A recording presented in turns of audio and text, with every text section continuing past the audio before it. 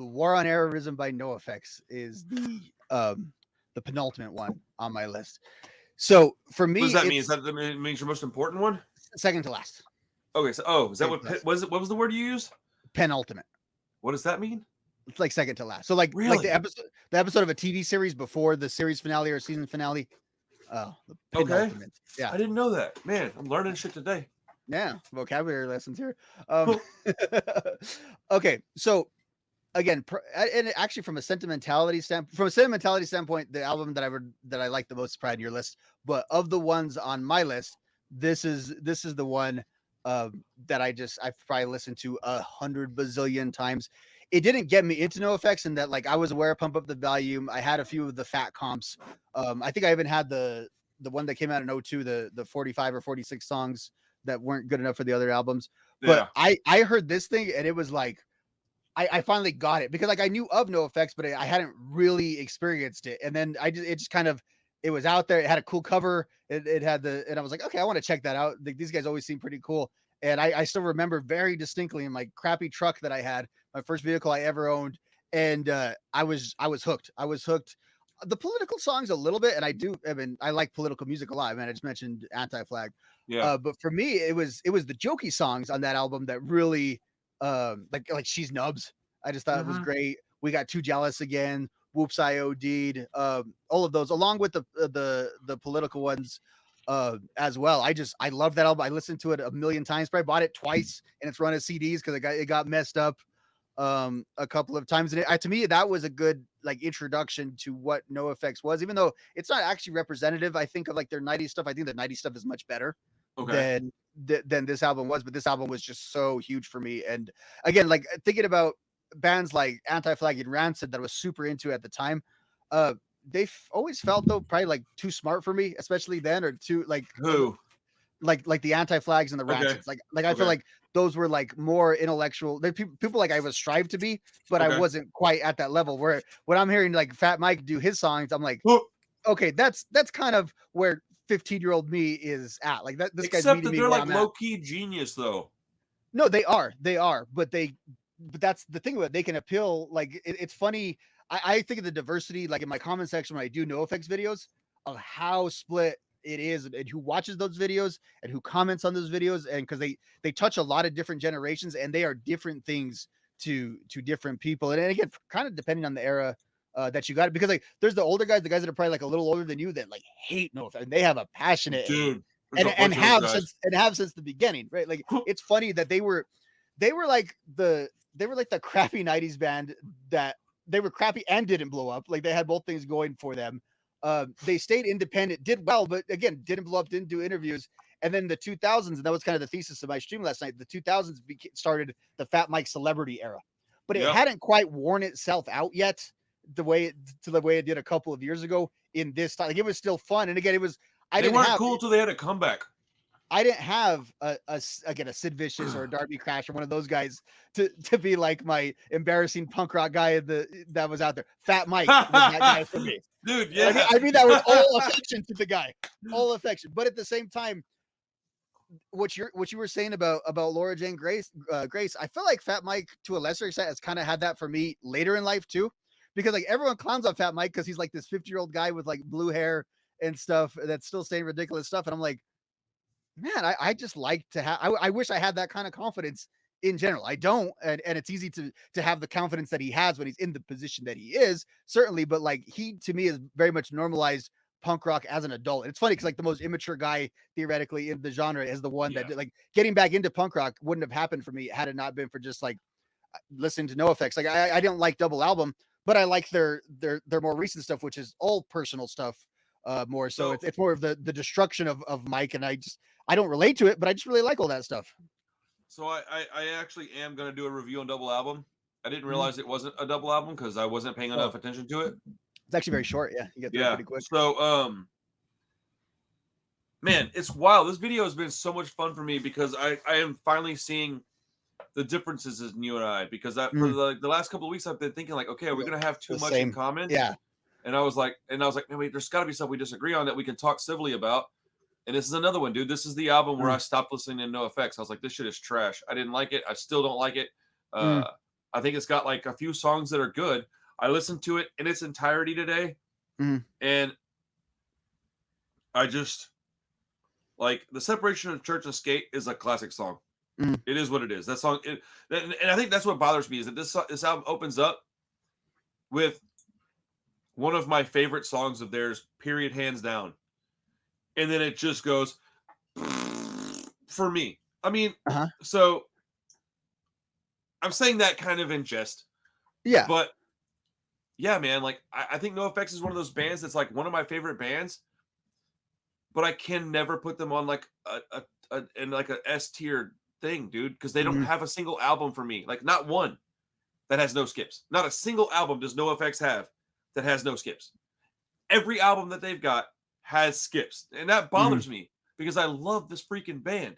But like, where I was just looking at their discography, and I remember Pumpkin Drublick. I remember it coming out. I remember Heavy Petting Zoo. I remember So Long and Thanks for All the Shoes. And my personal favorite is Pump Up the Volume, which is another reason why I don't like War On Errorism, is because my favorite is Pump Up the Volume. So I was expecting like more of that. And it went from like, well, Pump Up the Volume to War On Errorism. It went, and they turned into like this political band all of a sudden. And I was like, God damn it, why are you doing this to me? Like, and it's funny because I think like my second or third favorite album of theirs is probably Wolves in Wolves Clothing. Like they went back to the Pump Up the Volume, and I was like, oh, I like this. I like that album better than Errorism. If we were ranking, that album slaps, bro. It is so good. Yeah, man. I mean, NOFX is awesome, dude, and I like that they do political stuff. In my older age, I'm appreciating it more because I think Fat Mike stood up for a lot of stuff, and he stood up in front of a lot of people and did a lot of things that got him shit thrown at him and booze and people say what they want, man. I die on the NOFX hill, dude. Like, if you want to fight about NOFX, we can fight about it. Like, whether I like their song their album beginning to end or not is irrelevant. They're a band that I saw them with Rancid. They did our split with Rancid. NOFX is basically the Rancid B-side for me. So you got some shit to say about NOFX. Let's go ahead and argue about it. Like, it is what it is. How do you feel about the tracks, though? Like, did you feel the same way I did, that it starts off on such a high note? Because you seem to really love this album. And I did. So again, I didn't have, when I heard it too, I didn't have the context of like their entire career either. Oh, that matters. A lot. It totally did.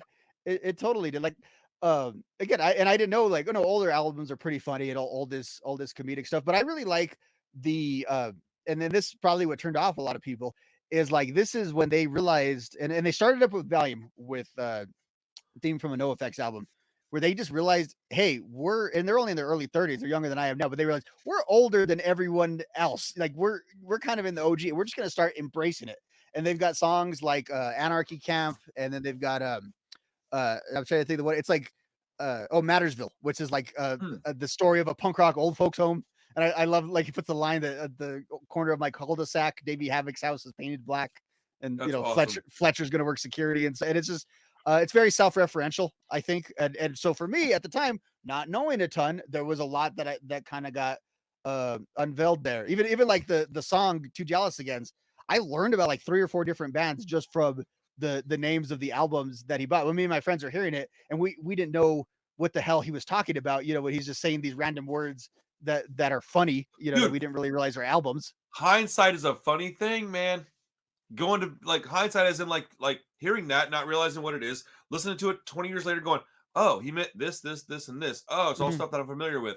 Like, the one thing I will say is that I was listening to that album today, trying to get like prepared for tonight, and I sent my friend a message, and I was like, bro, is Licorice Pizza a real place? Because that movie came out called Licorice Pizza. And he's like, oh, yeah, I think it's like a record store, or it used to be. And I was like, yeah, dude, I just heard it referenced in a NOFX song. And he's like, really? He's like a movie guy. So he's like, what? Yeah. And I was like, yeah, bro, like, I guess it's a real, I didn't know that. And like, Okie Dogs, I learned what Okie Dogs was from that album. Bro, I think I'm being a little harsh on it. But when it came out, it's definitely when I was like, I'm out. Like, I don't like this anymore. Dude, I'm weird though, bro. Like, I can love something, and then when something that comes out by that something, or when something that is brought to the table from whatever it is that I love isn't of my taste anymore, I will just hold on to what I like and then just go, I'm good. I like this. I'll just keep this. Mm. I'm, excuse me, I'm very habitual and I hate change. So like when bands change, like this is another reason why I'm so surprised I love so much Rancid music because their sound has changed quite a bit. Yeah, I'm doing absolutely. another do what? I said no because it's kind of all over the place. Their Yeah, sound, I'm doing I'm doing a podcast tomorrow with another local musician and we're talking about Rancid again, but we're talking about the progression of their sound. And Mhm. they're a band that I would hope to maybe work with one of these days as far as with my label. So this kid's young and he's really cool. He's a great bass player, man. But oh, dude, the production on War On Errorism is fantastic. The Mhm. songwriting, at least in hindsight, is much more enjoyable than it was when I was in my 20s. Mhm. Uh, Fat Mike's a very underrated bass player. He is, and it's funny because he'll always tell you, every punk musician will tell you they don't know how to play bass or they don't know how to play their instruments. You actually can feel it in Fat Mike's, and not that he doesn't know how to play, but that he is clearly self-taught, that he thinks he's playing guitar sometimes, and then he's doing these, and how he always says he didn't know. Like he didn't know the Ramones were doing down picking. He kind of conceptualized the opposite of that and started everything he did on the upstroke. But he realized I can get a lot faster when I do that, and he was like, I don't need to do these downstrokes all the time. And there's something Huh. charming about his bass playing because I think as a bass player and the primary songwriter, he clearly writes a lot of songs on bass. So there's a lot Hmm. of the melody of those songs that are carried through that really like I've seen a band before, like when the guitar goes out and it's like, hey, let's do one song quick on bass while we're changing the string or something. Yeah. Sometimes it works, sometimes it doesn't. I think I could listen to like 4 or 5 NOFX songs that are just like Oh, Fat Mike bass parts, for sure. interspersed with the drums and his singing. And not to take away from Eric Melvin and Hefek because they're really fun guitarists, but yeah, that he brings something I think very unique to the band in that way. And then with the off timing stuff, which they weren't the first ones to do it, but they really I think helped popularize that as a combo with the syncopated stuff What does and all that that. mean? That like the do you understand how to count rhythm and music? And I'm not a musician either, but Bro, I'm not smart, so so well, basically, that's not true. I'm not educated at anything, but I'm fairly intelligent. So explain it to me, please. so the way the way I basically understand it is it's something you do with rhythm that actually is done in metal a lot and funk, where instead of Okay. you hit the beats, 1 and 2 and 3 and 4, and you skip the even numbers, and that Okay. and so I can't really do it, but it's like 1 and 3 and 4. But if you kind of do it fast, it's that NOFX skate punk kind of Oh, thing. triplets.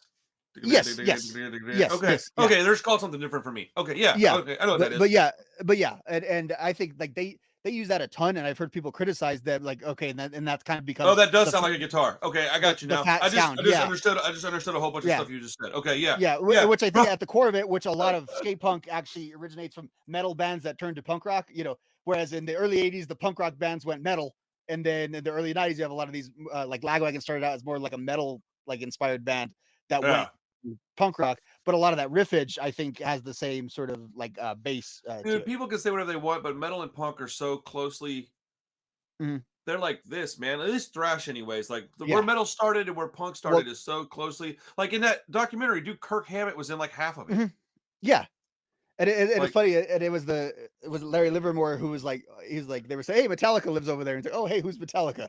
And it's funny because I never until I seen there was a podcast that Lars and Lars did together. I never actually put it together wait, that what?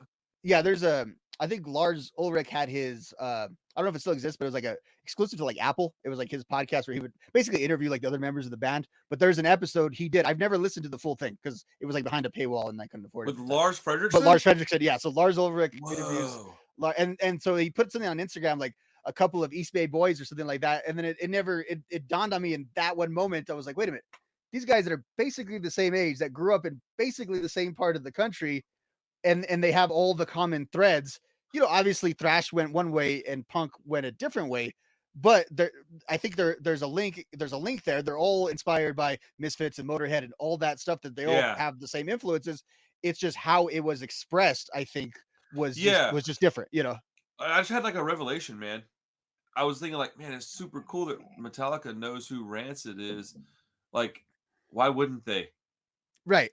And then like if I think about it, my very first show was in fact Rancid and Metallica. The Lollapalooza, right? Yeah, Yeah. yeah. And they Oh man. and they were both of those bands on that tour were geeked out to be playing with the Ramones, which is funny. Yeah, dude. That's the other common thread is all those bands loved the Ramones.